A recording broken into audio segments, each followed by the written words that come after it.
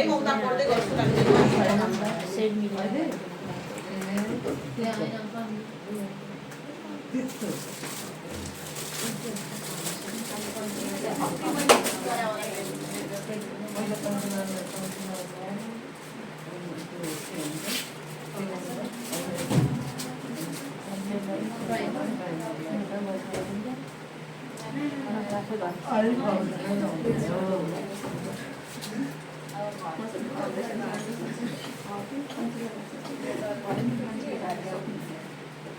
Same प्रोसेसले हामी अर्को ठाउँमा नि आइब्रो गर्छौँ है त्यो भनिराख्नु पर्दैन है म सरसर कोर्दिन्छु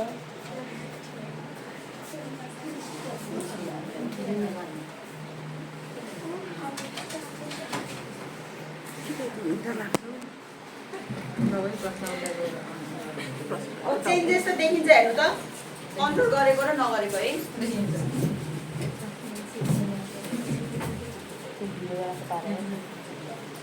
बस्ने पुरै सुकाउनु चाहिँ हुँदैन है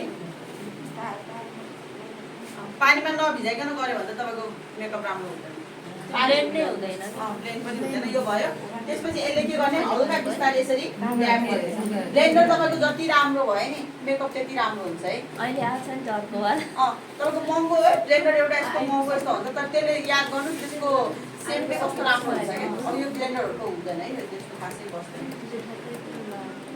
500 कि कति पर्छ नि एउटामै अहिले आएर नि नयाँ ब्लेन्डर मजाले यसरी सेट गरिदिने माथि पनि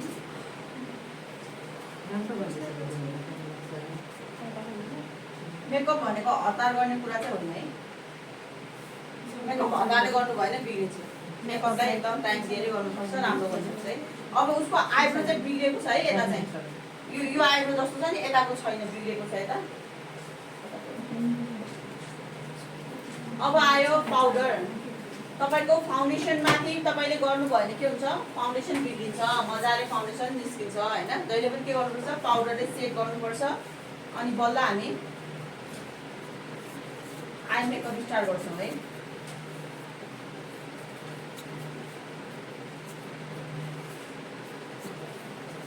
अब पाउडरले सेट गर्छौँ पाउडर चलाउँदा पाउडरको सेट पनि हेर्नुहोस् है पाउडरको सेट पनि हेर्नुहोस् तपाईँको स्किन चाहिँ धेरै कालो छ र तपाईँले सेतो पाउडर चलाएर राख्नु भएको छ भने के देख्छ त कार्टुन देखिन्छ है अनि पाउडर लगाउँदा जहिले पनि यसरी दिने पिक गर्ने पिक गरेपछि पहिला हातलाई मेकअप गर्ने मैले सबै हेर्नु त सबै गर्छ है हातमा हल्का यसरी दल्ने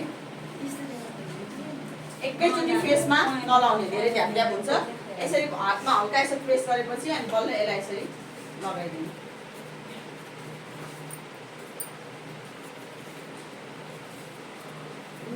अब के हुन्छ त अब आई मेकअप स्टार्ट गर्दा भयो है पिक गर्ने हातमा हल्का लगाउने त्यसपछि बल्ल यसरी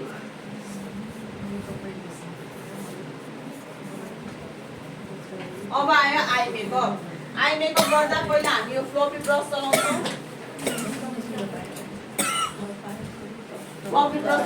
ब्रस चलाउँदा जति तपाईँले तल चलाउनुहुन्छ त्यति ब्लेन्डिङ के हुन्छ त राम्रो हुन्छ है यसरी अगाडि चलाउनुहुन्छ आँखा पनि दुख्छ आँखामा पनि धेरै घोच्छ अनि त्यो हाम्रो प्रेस पनि बढी पर्छ होइन ब्लेन्डिङ गर्न पनि आई स्याडो पनि ब्लेन्डिङ कम हुन्छ तर तपाईँ जति छेउमा समात्यो जति यसो बिचदेखि चाहिँ पाइयो यस्तो नजिक चाहिँ जान पाइयो है यसो बिचदेखि छेउसम्म जान पाइयो अनि यो समात्ने तरिका यस्तै हुन्छ त्यसपछि हामी पिक गर्छौँ अब हामीले जहिले पनि ट्रान्जेक्सन कलरहरू चलाउँछौँ ट्रान्जेक्सन कलर भनेको म्याटमा हुन्छ जुन चाहिँ कस्तो चाहिँ यसरी म्याट कलर अब तपाईँले न्युड गर्नु पऱ्यो भने स्किन टाइपको कलर जानु पऱ्यो स्किन टाइपको कलर होइन यिनीहरू पनि मिल्यो अब यो अलिक पिङ्क देखेको छ अब तपाईँको क्लाइन्टको लुगा कस्तो छ उस के अरे अफिस मेकअप भनेको छ भनेपछि यस्तो पिङ्कहरू त पक्कै लगाएर जाँदैन पूजा छ होइन केही छ भने मात्र हामीले यस्तो यस्तो कलरहरू चलाउने हो पार्टीहरू छ भने यस्तो झिलमिलीमा जाने हो होइन त्यो सफ्ट नाम त इक्जाम पछि सिकाउँछ है यो अहिले हामी एउटै मात्र मेकअप सिक्छौँ अहिले अनि त्यसपछि कस्तो हुन्छ त यसरी न्युड कलरहरू जान्छौँ क्या यदि तपाईँको अफिस मेकअप आयो इक्जाममा अफिस मेकअप गर्नुहोस् डे मेकअप गर्नुहोस् भनेर तपाईँ डेली झिल्कीमिल्की भएर बस्नुहुन्छ त कोही कोही बस्छन् त नि है फेरि कोही कोही बस्छन् है त्यो बस्दैनन् भन्नु मिल्दैन तर तपाईँले डे मेकअप अफिस मेकअप भन्दा जहिले नि यसरी न्युड कलरहरू जानु पऱ्यो। यसलाई हामी ट्रान्जेक्सन कलर पनि भन्छौँ, म्याटमा हुन्छ होइन। अनि यसको लिने यसरी मैले यो कलर पिक गरेँ हेर्नु त। अझ योभन्दा लाइट यो छ है, लाइट पनि गर्नु मिल्यो। मैले यो कलरलाई पिक गरेँ, हल्का टच गरेँ, आयो नि त होइन, आयो। त्यसपछि हल्का यसरी आफ्नोमा बुझ्दा पनि हुन्छ। एकैचोटि त्यहाँ नलागोस् क्या, ढ्याक्कै नलागोस् क्या। तपाईँहरूलाई मैले हामीले गर्दैनौँ यस्तो फेरि है। मैले तपाईँहरूले चाहिँ गर्दाखेरि यहाँबाट लगाउन एकैचोटि त्यहाँ लगाउँदा एकै ठाउँमा लाग्छ, त्यसपछि ब्लेन्ड गर्न सक्दैन, ढिक्का भएर बस्छ होइन। त्यस्तो नहोस् भन्नुको लागि चाहिँ यसरी हल्का आफ्नो हातमा यस्तो गर्नुभयो भने धेरै लाग्दैन है। यो भयो। अनि के गर्ने भन्दा चाहिँ आँखा खोल्नु त। हो, यो आँखाको यो लाइन छ नि, यो लाइन यो चाहिँ हाम्रो क्रिज लाइन हो क्या, यसरी बसेको आइबल एरिया होइन। यो लाइनमा चाहिँ हामी के गर्छौँ त, खोलो त। जुन एरिया यसरी बसेको छ नि, यो घेरा बसेको छ नि, त्यो लाइनमा चाहिँ हामी ब्लेन्डिङ गर्छौँ। ब्लेन्डिङ गर्दा जहिले पनि यो आउटर कर्नरबाट इनरतिर जान्छौँ है। आँखा बन्द गर्नु यसरी यसरी है। जहिले पनि यो आउटर कर्नरबाट यसरी इनरतिर।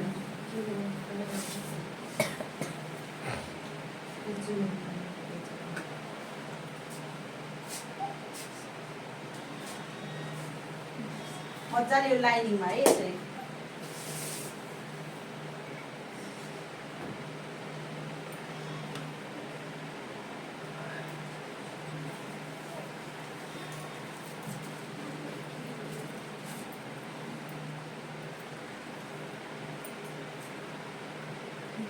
हेर्नु त, यो यो यसमा र यसमा डिफ्रेन्ट देखियो।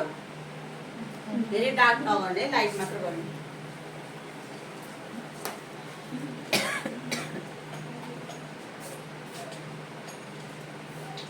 अझै सेम कलर मैले हल्का पिक गरेँ, यसमै लगाएँ।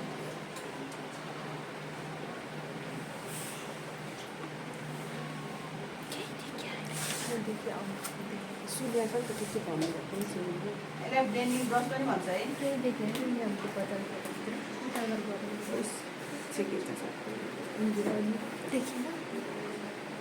अब सेम अर्को आइमा है। एकजनाले मजाले खिचेर बोलेको सुनेको छ नि त, थाहा हुन्छ त्यसरी।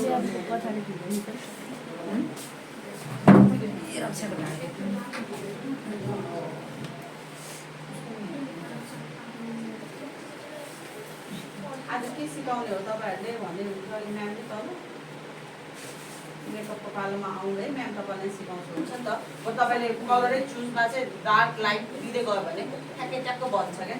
अब मैले यो पछि यो कलर दिएँ, हल्का हल्का रेड देखिन्छ, हल्का तल है, अघि ब्लेन्ड गरेको भन्दा हल्का तल।